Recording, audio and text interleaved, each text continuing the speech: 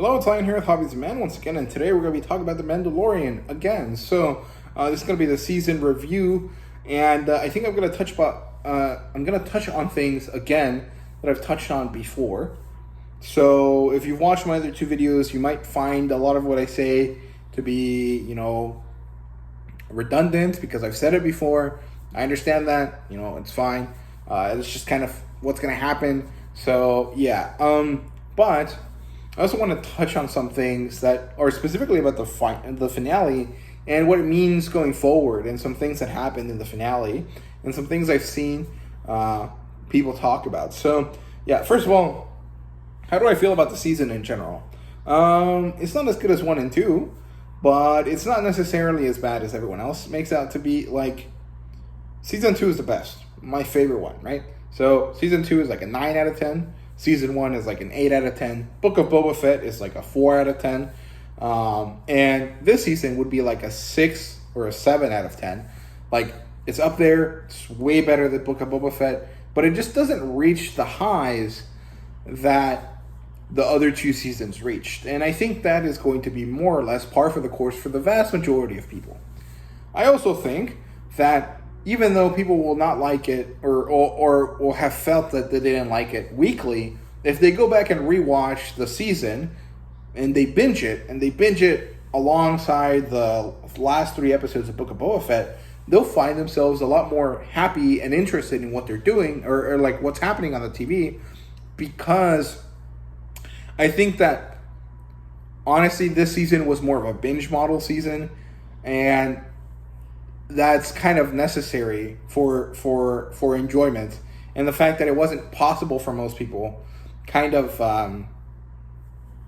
affected the season, right? And I'm saying this because when it first started airing, I was on spring break, and I watched the first 4 episodes in one go with my dad, right? And I had previously seen them week to week separately, and watching them all in one go felt really good. It was a lot clearer and easier to deal with the little nitpicks I had, because it was all happening sequentially. I was seeing it all big picture instead of like one piece at a time, and I think that helps a lot, right? So I think on rewatch, most people that didn't love this season might like it better, and hopefully that is the case. Also, I think that the Book of Boba Fett is really the culprit of the issues in this season, because if this season incorporated the kind of initial meeting again with the covert, and then talking about the helmet, and then removing his helmet, and then having the Darksaber, and then it all culminated in the Mythosaur and going to redeem himself, and that was the season, which is about 7 episodes if you look at the Book of Boba Fett episodes plus the 4 episodes in the season 3 that deal with that. That is more or less a season's worth of stuff, right? So if they had made that season 3, I think it would have been much better received, and then have the second half of season 3 be the first part of season 4, that would have worked much, much better. But that's not what we got, so we have to deal with that, right? So I want to reiterate that the 1 quest per season thing no longer exists. That was only applicable to the first 2 seasons. And so now you have to look at the storytelling and the arcs and the quest in itself, and seeing how many episodes it takes to deal with it, right? So the 3 episodes of Book of Boba Fett plus the first 4 episodes of this past season are basically the 3rd quest that then goes on, which is to redeem himself in the mines of Mandalore. That means then that episodes 5 and 6 are the reintroduction of the Mandalorian, and then introducing the next quest, which is retake Mandalore, and then episodes 7 and 8 are retaking Mandalore, right? The problem with that is that is too many things in too short of a time period, and for some reason Disney cannot wrap their heads around making episodes long for the Mandalorian when they really need to be, right? And I also want to say that I don't think the writing of The Mandalorian has really changed that much. I think that the writing just doesn't work that well for large-scale, multi-character storytelling like what happened in this season. And what do I mean by that? Seasons 1 and 2, I think, are just about as well written as season 3. They have the same things in them. They have the same pitfalls. They have the same highs and type of like moments as season 3 in season 1 and 2. But in season 1, there was no other characters besides Din and Grogu. And honestly, Grogu wasn't really a character. He was more like a pet for most of the story. So there's only one character that needed development. And he didn't really get much. But the difference between episode 1 and episode 8 was big enough for us to notice. And so that worked really, really well. However, as soon as you introduce a secondary or a tertiary character that has to be important to the plot, that has a lot of character development, that has a lot more going for them than Din Djarin, like Bo-Katan, you start to notice that Din is kind of not doing as much as Bo-Katan. And this is why I think people have this issue with Din being the side character of his own series. He's not. He is still the main character. He is doing all the things that need to be done. He is the one that's getting the information. He's the one that's helping people. He's the one that's diplomatic. He's the one that's doing everything needed for the series to succeed or for this plot line to move. But he is not the one reaping the clout benefits from it. Bo-Katan is, right, in this season. And I think that this is purely based on the fact that maybe Jon Favreau wasn't being helped by Dave Filoni as much this season. And also that they were trying to make the story work in the same writing style as they had before. And that doesn't mesh because you can't have a single focus type of storytelling work when you have like an epic fantasy type story that has like multiple types of things going on at the same time. So there you go. Moreover, I think the editing for the season and the way that they divided plot points and storytelling across episodes was probably the worst that it's been ever. I'm not saying that it was horrible. It was fine. And if you binge watch it or if you watch it in batches and groups, or actually now that you've seen the whole thing, it might be easier and more palatable. But initially, while you're watching it piece by piece, it doesn't work that you have one episode that does, one thing, and then 3 episodes later, you have another episode that does the exact same thing, which is basically episode 1 and episode 4. They're both about Din Djarin saving the covert, but they're only slightly different, right? And I think that if you had interspersed the situations, re-edited them in a different way, it might have worked better. Like maybe start with the Elijah Kane plotline, and then put the Gideon meeting with the Shadow Council in the middle of the series, and then put the saving of the covert in episode 3, and then followed by episode 4 as they were, where they have 2 different things happening at the same time. That would have worked much better. And then the Elijah Kane story, you kind of put it across the whole season instead of just in one episode that's like an hour long compared to all of the other episodes that are like 30 minutes, right? So I think mostly the issue was that the plot points and the major moments were not spread out across the whole thing, but rather individually wrapped in each episode. And because of the massive scale of the story compared to the first 2 seasons, it makes it feel like side stories when they're clearly all connected, right? Like you cannot say that the Elijah Kane thing is a side story or a side quest that has nothing to do with the Mandalorian because it directly ties to the end of the story. But the problem is that when it was aired, it felt like a single non-important thing that had nothing to do with the season because it was not referenced again midway, right? It was only referenced again at the very end, and so it kind of doesn't work. And the thing with IG-11 also, it's the same idea, right? You can't introduce it and then leave it alone for the whole season and then have it come up at the end. Like, if Din had asked the Ugnaughts if they had an extra IG head, then it would have been like, okay, we mentioned it again, so it's still part of the story. It's just it hasn't been able to culminate yet. And I think that's honestly the issue. Things weren't being directly connected to each other. They were being implied, and the implication doesn't work because most viewers are not really paying that much attention to what they're watching. So, I don't know. That's, a little bit on the viewer, a lot mostly on the writers. And so there's a lot of situations that can be issues, but if you really just sit down and think about it, they're not really big issues. They're pretty mild issues. The only problem is that there's this echo chamber of like just nitpicking that makes these small issues look huge, especially on Twitter, right? So that's I think mostly why people are upset with this season. I personally found it to be enjoyable. Like I said, not as enjoyable as seasons 1 and 2, but good. Would I have liked more? Yes, if this season would have been 10 episodes instead of 8, and then the finale and the part where they're in Mandalore and they're trying to fight things and each other and, you know, the Imperial forces, and that had been like 4 episodes instead of 2, I would have been much happier with that.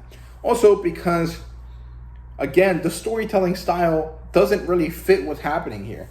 At this point in the story, we have, you know, Bo-Katan, Din, Casca, Axe, Ragnar, and Pass, and the Armor, and all of them need to have development and interactions with each other, and the only ones that really ever interacted were Din and Bo-Katan. And then they didn't even have meaningful interactions at the end of the story, because, like, Din said, "I will fight for you until your song is over," right? Or whatever he did. Like, you know, he bent the knee to Bo-Katan, and then he just dips at the end of the season without consulting Bo-Katan or without telling her, "Hey, I'm gonna go off. I have other things to do right now. I need to take my child on adventures," right? He just, like, it was implied that this happened, but it wasn't shown. And I really want people to see those scenes. I want to see them myself, right? So I think they just didn't really give time to a lot of these scenes that needed to be there, right? Like, Axe Wolves or Bo-Katan had to have a talk with Ragnar. Like, Ragnar, I'm sorry, your father gave his life for the cause, for freeing Mandalorian. Now you have a home, and it's thanks to your father. Clan Vizsla is no longer an adversarial group. You are embedded in the history of the new Mandalore that we're building. You know, she had to say something like that. The Armorer had to have a talk with Din about why it was okay for Bo-Katan to remove her helmet and why it wasn't okay for him, and why maybe he could remove his helmet now, you know. And there's a lot of conversations that needed to happen that just never did, and I really am upset about that. Like, does it really make too much of a difference for the show? No, but it makes the show feel more in line with other shows by other top companies, right? Like an HBO show like the House of Dragon or The Last of Us would have those types of conversations, but The Mandalorian never does, and I really hope that they change that and they make The Mandalorian have these more meaningful conversations and situations happening, because they bring a lot of character, right? So I don't know. That's my only real complaint. Everything else is just kind of massaging the situation so that it doesn't, you know, seem as bad as people make it out to be, because it really isn't. So yeah, I hope Gideon is over with. I think we need new bad guys, and I hope that they make Thrawn the next bad guy, because I really don't want to retread the whole Gideon aspect. And I'm curious to see where Din is going with Grogu, what they're going to do now. It basically felt like they initially started small, and then they progressively grew, and then they finished that large arc. So they're like, okay, let's go back to the beginning, and then we'll do that thing again, right? So we'll, like, accordion this kind of, like, thing depending on what the story needs, right? And I think that's going to be a good way to do it. They could really do this for a long time if they really wanted to. But I'm not sure that they should, because the implications of, like, Din being, you know, 1/10 of Grogu's lifespan, his lifespan being 1/10 of Grogu's, means that Din's gonna die before Grogu becomes 10 years old, right? 100 years old. So I'd rather not have them do that for very much. I'd rather just have that moment not exist in the timeline, be implied, and then have Grogu appear, you know, 150 years later as a 200-year-old kid, you know, living his life somewhere with this, like, Mandalorian creed embedded into his sense of self, right? So, yeah. Let's talk about Din Grogu, I guess. So, I'm not really sure how to feel about it. Honestly, I think it's fine. It sounds good. Out of all of the combinations of Grogu and Din Djarin's name that can exist, you know, Din Grogu, Grogu Din, Djarin Grogu, Grogu Djarin, the only one that sounds good is Din Grogu. And there's a lot of possible reasons why they would be like this. Maybe Din's family, his original people, had their family name first and then their individual name. So Din's family name is Din and his main name is Jaren. Or maybe there's this sort of like implied fatherhood in giving your apprentice your first name. So Din is his last name is Jaren, but because of the Creed or the Foundlings or whatever, he has given Grogu his first name. And I think Pakistani or Indian people used to do this back in the day. So a lot of people have the same first name across a lot of families because a lot of people have this name, right? And it eventually became like a title. Like, there's a lot of people that I knew growing up that had like the name Syed. And Syed apparently is not really a name, it's more like a title, or it implies a connection. Or I knew that some people had like a name and then their father's last name was actually their grandfather's name. And so their name was actually their father's name plus their own name.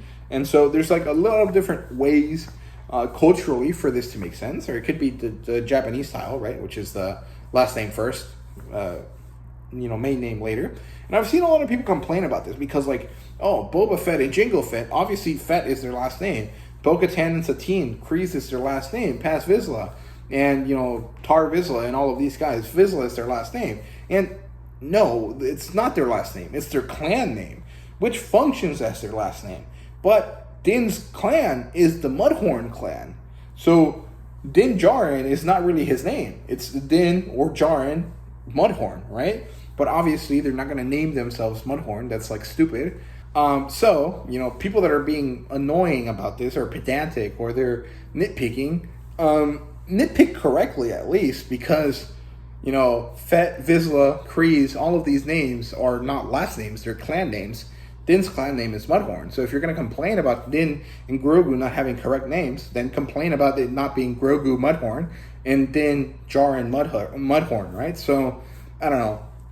I think people need to stop caring about this, because what I think really happened is they were like, okay, none of these names sound good, but Din Grogu at least rolls off the tongue easily. So what if we name him that?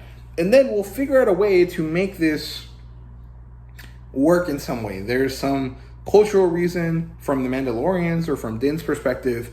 There's some other reason for some other thing. Maybe it implies a certain fatherhood, or it implies a certain respect or something like that. There's a lot of ways that they can spin this, and it doesn't really matter. Like, everyone's still going to call Din Din, and everyone's going to still call Grogu Grogu. It doesn't matter. Why do you guys care so much about a name? Like, it's not that serious, right? So, I don't know. It is what it is. But yeah, overall, I said I'd give this a 7 out of 10. This season is not as good as seasons 1 and 2, but it was definitely better than a lot of people make it out to be, and people need to relax and calm down. It's not like they're doing anything super horrifying and stupid like in the sequel trilogy. This is mostly just growing pains, and it's going to be fine, and it's going to be okay, and relax, and it's easier to watch and enjoy as a binge model anyway, so relax and enjoy the Star Wars that is, and it's okay. It's not that serious. You can still just watch seasons 1 and 2 if you want. It's okay. Or completely protest and just stop watching Disney. Get rid of the subscription service. Never talk about Star Wars again. Move on with your life and really tell them with your wallet, hey, we don't like what you're doing. Complaining about it on Twitter doesn't do anything. It just makes people angry. It makes you angry, and it just makes you a shittier person overall. So, relax. It's okay. So yeah, let's move on. That's it. That's all I thought. I hope you guys enjoyed the video. If you did, please leave a like, subscribe, and let me know down below what you guys thought. What did you think about the season? What do you guys think about Din Grogu and the way that they decided to name him? What do you guys think about the conversations that weren't happening that should have happened in the season? So yeah, let me know down below, and thank you guys very much for watching. See you guys later.